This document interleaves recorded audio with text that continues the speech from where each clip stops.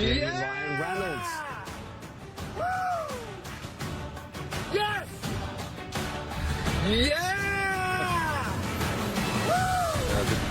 As he should be.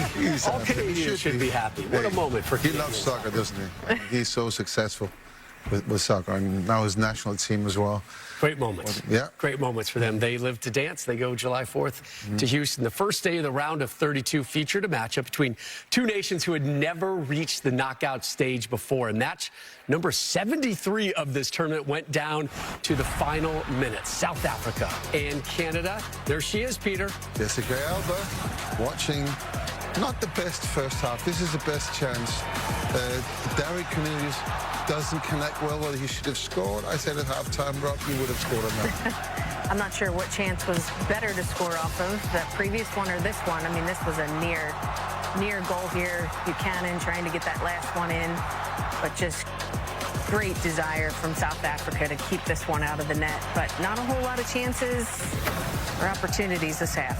Yeah, I mean, I thought Canada had the most chances in the first half. They're the ones that looked like they were going to score. At first glance, I thought this was a penalty, but when you take a closer look, the fact that the defender gets a touch on the ball, for me, is the reason why this is not given. So I think the ref does a great job in terms of the decision he made on this play, but Canada was all over South Africa in the first half. 8-3 shot advantage for the Canadians in the first 45. Move now to the 62nd.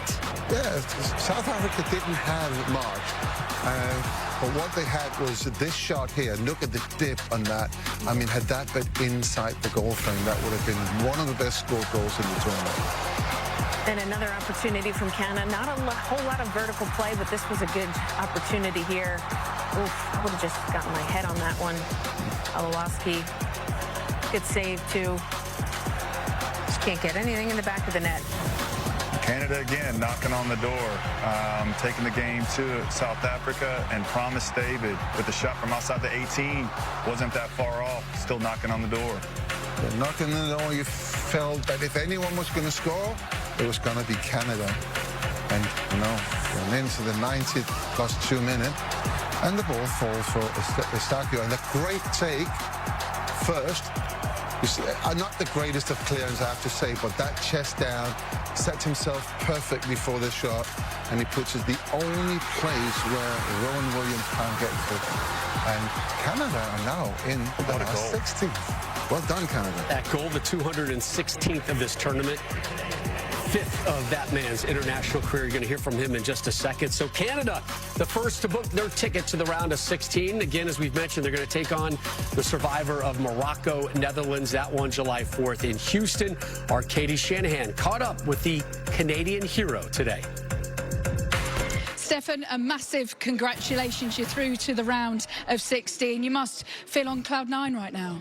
Yeah, I feel happy, but at the same time, I'm very calm. I think we performed well. There was a couple of moments that, you know, South Africa had the ball. They were creating us a lot of problems, but I think on set pieces, on transition, we were getting there, and we never stopped believing. And I think the goal is really something that we deserved at the end of the game. Yeah, talk me through your wonderful strike. Yeah, no, I had a good touch, and then I say every time to these guys, when we shoot, we have to give everything we have, like our life depends on it, and I think that's what I did. I felt that everybody shot that ball with me, so I'm very happy that it went to the back of the net. This is a moment of history for Canada. Just put into words how significant this is in the history books. Yeah, I think we're the first to ever do it. At the same time, I think the team inside is very calm. We try to make Morocco and Netherlands, you know, see our game and feel that if they go through, they're gonna get the hardest team that they're gonna face in this World Cup. And I think we did a very good job. So yeah, it's gonna be an amazing game next week. Well, best of luck. Thank you. Well done. Thank you. So Canada earns their second win of this tournament. Peter, in your eyes, where were they better on the field than South Africa? I think South Africa set out not to concede a goal and then see if they can get something on the break, and then, if possible, you know, seeing themselves as favourites if they went into eventually a penalty shootout. I think Canada, they had more intent. We were a little bit surprised about Jess's lineup, to be fair. There's a few players left out. We thought they would score. But modern-day coaching is, when they put their teams out, they don't necessarily think about the beginning only. They also think about, how can I finish the game? And with 15 minutes to go, I mean, the player that we've all been waiting for Alphonse Davies came on, I won't say that he made a big impact, but when a player like that comes on, it does change the dynamics of the game, and it did. And I thought Canada, towards the last 15 minutes, were a much better team than South Africa.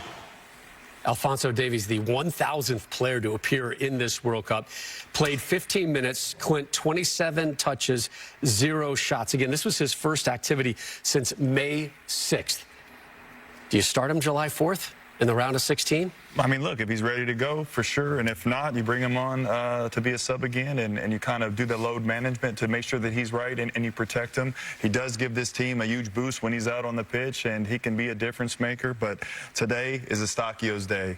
Yeah. What a finish. Yeah, to take that touch the way he did, to use the defender to shield his shot, go far post. And like I said, he won't have to buy a beer for a while when he's back in Canada. I mean... What is this, Thierry's zone 14 that he Yep, loves zone to talk 14. about? Hey, good things happen there. I mean, Schmeichel, Uncle Pete made a great point.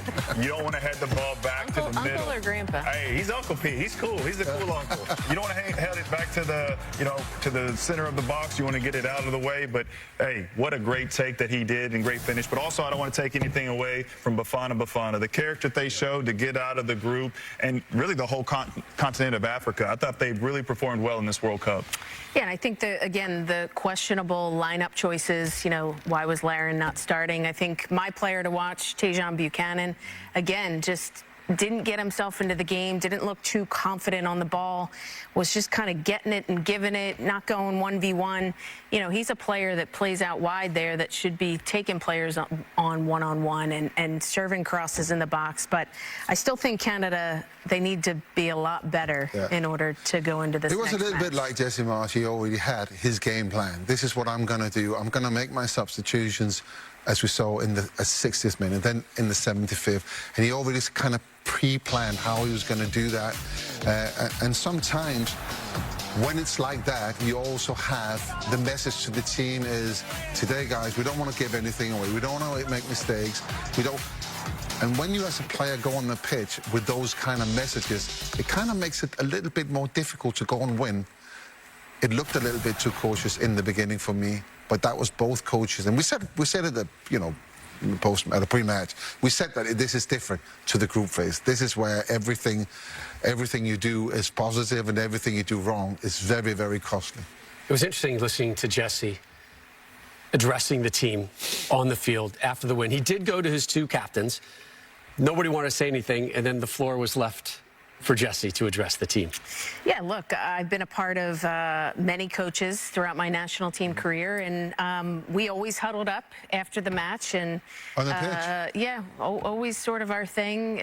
Support staff came in, and coaches chatted, usually the head coach, but they did say something. In fact, sometimes captains said something, but yeah, I mean, I think it's something that you can do to kind of bring everybody in. Are you a fan of having the camera in that circle, or you think the camera should be out of that circle for those type of moments? I mean, I think some coaches maybe aren't necessarily aware that the camera is there, and some coaches are aware that the camera is there, if you know what I mean. I'm a little bit sort of...